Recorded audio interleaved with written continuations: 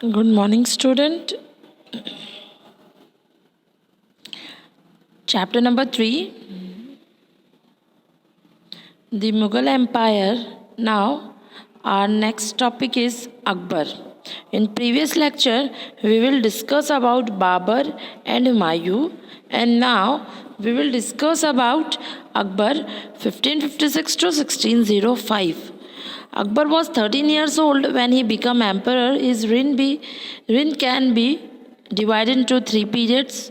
अकबर जब 13 साल के थे तो वो थ्रोन एक्सेप्ट कर चुके थे, यानी राजा बन चुके थे, और उनके पीरियड्स को 3 पार्ट्स में डिवाइड किया जाता है, 1556 टू 1570, 1570 टू 1585, 1585 टू 1605.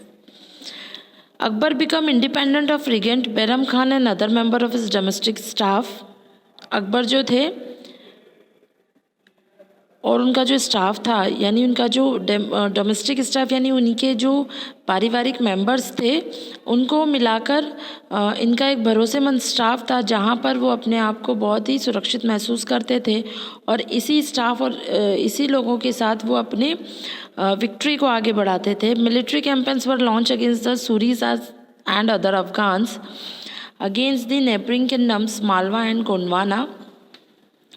13 साल के होने के बाद उन्होंने जब गद्दी संभाली थी, उसके साथ ही उन्हें दुश्मन तो जैसे एज अ गिफ्ट में मिले थे, तो उन्होंने जब तक वो अपनी इस किंगडम को संभालने लायक नहीं हुए थे, यानी वो 13 इयर्स की एज बहुत कम होती है, तो जब तक वो उस एज में नहीं आए थे तब तक बैरम खां के अंडर ही मुग़ल सिस्टम चल रहा था.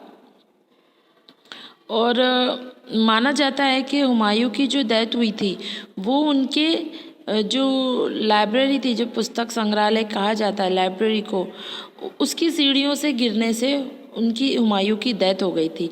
तो बैरम खान ने इस चीज़ को बहुत टाइम तक छुपा कर रखा था, क्योंकि अगर किसी किंग की डेथ हो जाती है तो बहुत सारे लोग ऐसे हो जाते हैं जो ओवर रूल करने के लिए खड़े हो जाते हैं. तो उन्होंने इस चीज़ को छुपा कर रखा, और उसी दौरान उन्होंने अकबर की ताजपोशी यानी थ्रोन एक्सेप्शन का जो सेरेमनी होती है वो की,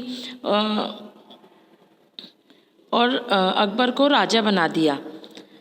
उसके बाद जब तक अकबर पूरी तरह से रूल करने के अकॉर्डिंग उस एज में नहीं आए, तब तक बैरम खान ने अपने अंडर ही मुग़ल एम्पायर को स्टैब्लिश रखा और चलाते रहे. अब क्या मिलिट्री कैंपेन स्टार्ट किए थे अकबर ने? Military campaigns were launch against the Suris, Shershah Suris and Afghans के अगेंस्ट थे, against the neighbouring kingdoms of Malwa and Gondwana के अगेंस्ट था, and to suppress the revolt of his half brother Mirza Hakim. Half brother means उसका सौतेला भाई. अकबर के सौतेले भाई भी अकबर के अगेंस्ट थे, तो उन्होंने मिर्ज़ा हाकिम के अगेंस्ट, और उज़्बेक एक और उनके भाई थे, मिर्ज़ा हाकिम और उज़्बेक सौतेले भाई, ये भी अकबर के ख़िलाफ़ खड़े हुए थे, अगेंस्ट थे.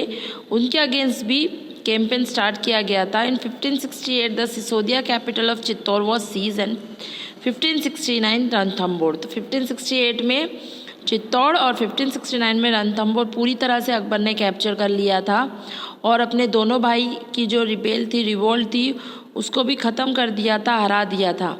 1570 और 85 military campaigns in Gujarat were followed by campaigns in the east in Bihar, Bengal and Orissa.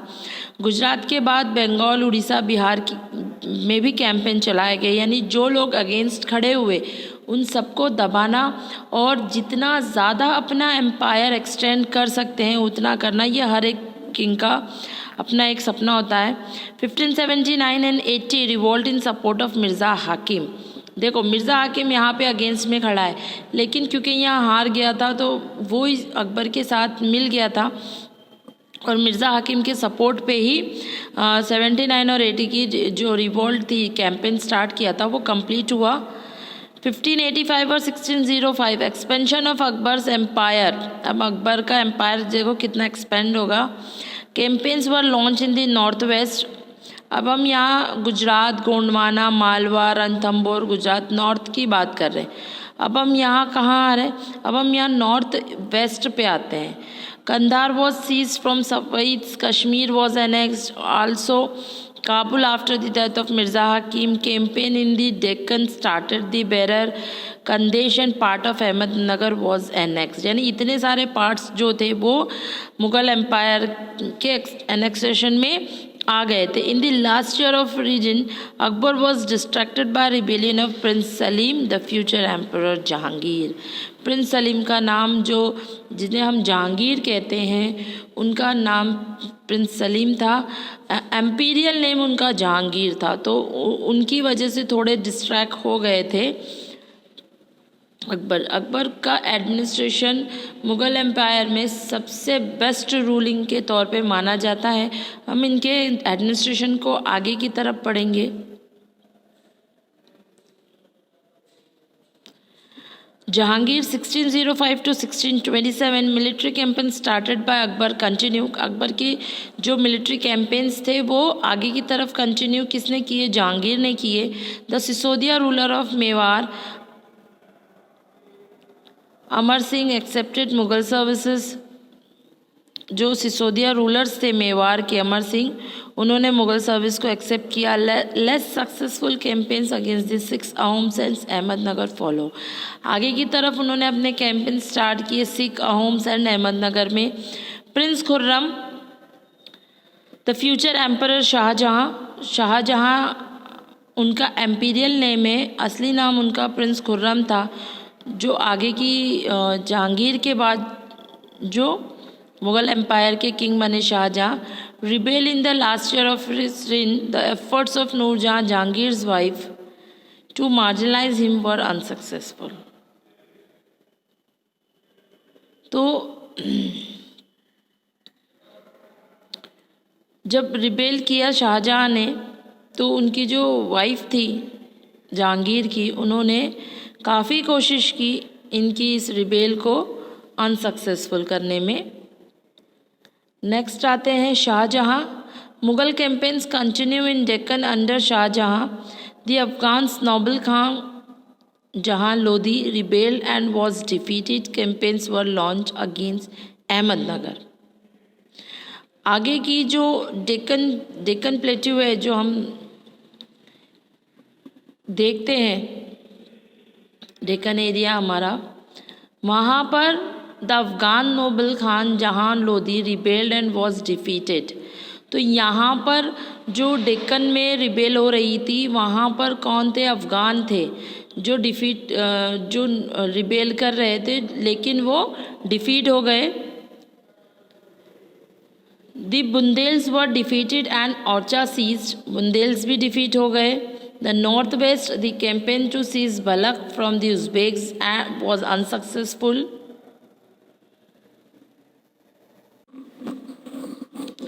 The Bundels were defeated and Orcha seized the northwest. The campaign to seize Balkh from the Uzbek one was unsuccessful and Kandahar was lost to the Safavid.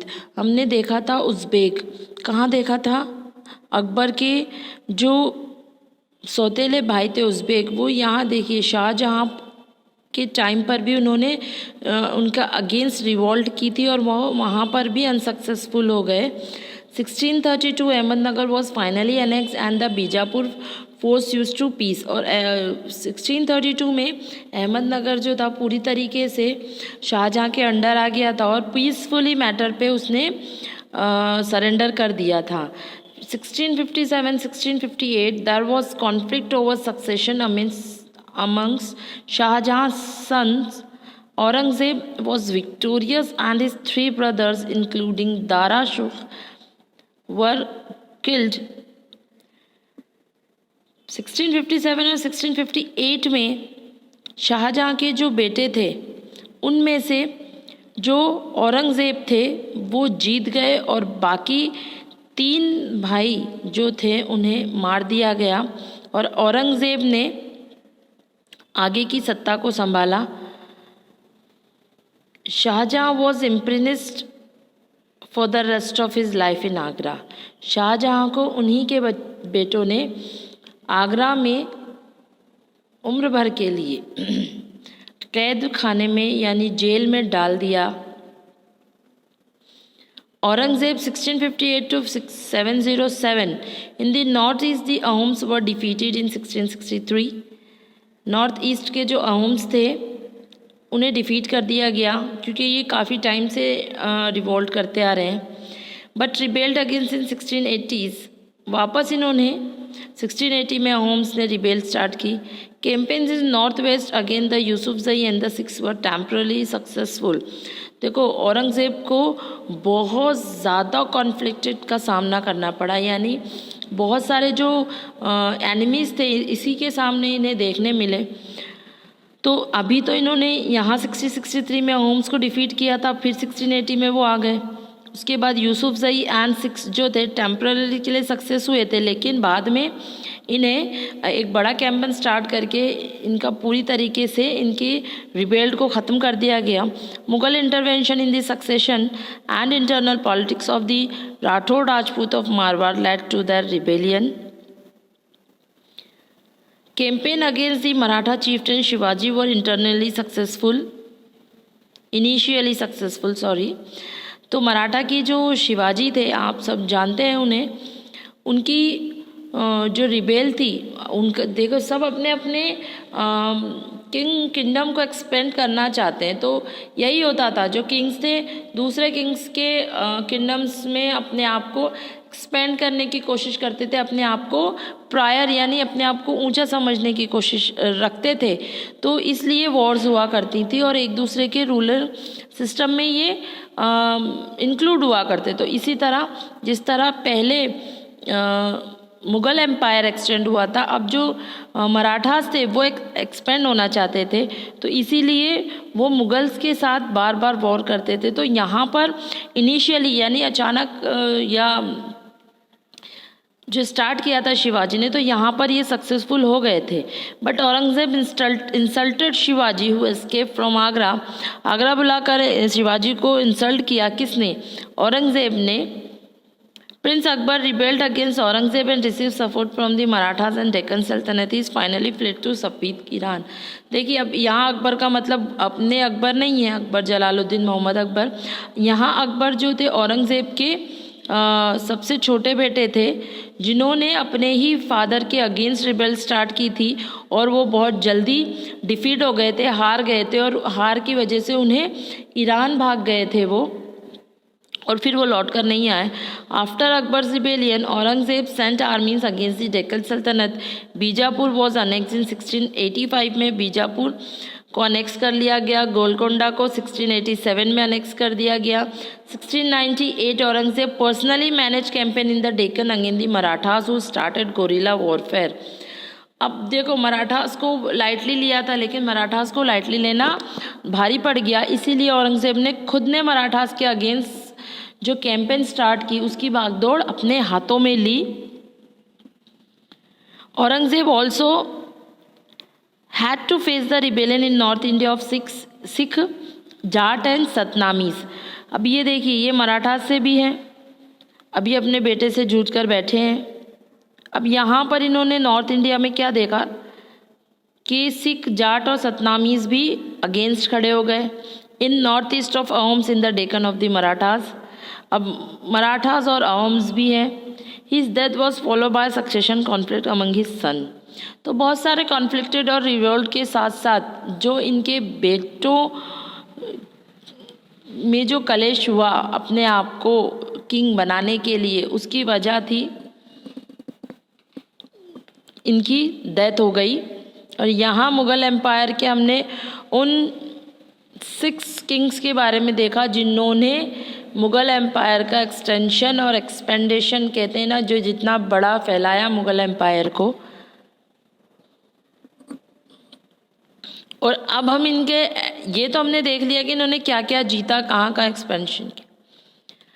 हम ये देखेंगे कि इनका administration कैसा था, क्या वजह थी कि मुग़ल एम्पायर इतना एक्सपेंड हुआ, क्या वजह थी कि लोग जो थे इतना बड़े एम्पायर को चलाने में, क्योंकि ऐसा नहीं होता कि अगर राजा ख़राब होता है ना तो वो ज़्यादा टाइम तक नहीं चल पाते, वो एम्पायर इतना ज़्यादा एक्सपेंड भी नहीं हो पाता. लेकिन मुग़ल एम्पायर की कुछ काफ़ी चीज़ें हैं जो नेक्स्ट आने वाले किंगडम ने एक्सेप्ट की है। एडमिनिस्ट्रेशन तो बहुत बेटर माना जाता है, तो हम वो सारी चीज़ें आगे पढ़ेंगे। आज के लिए बस इतना ही। Thank you.